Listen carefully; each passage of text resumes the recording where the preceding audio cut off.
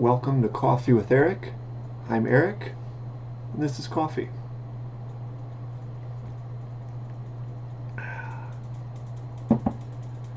I'm not much of a chocolate guy.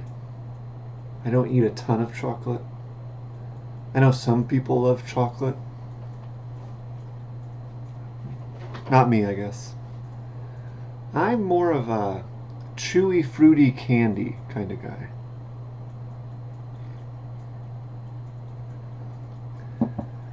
I like talking about food because it's this simple thing that everyone can relate to and have opinions on.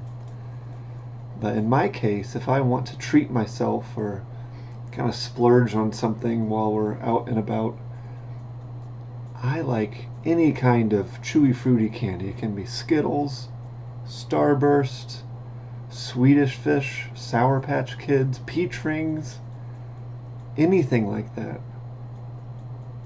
That's my stuff. That's what I really like.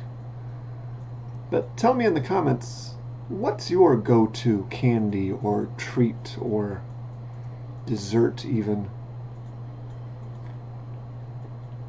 Do you have a sweet tooth? And if so, how do you keep it at bay?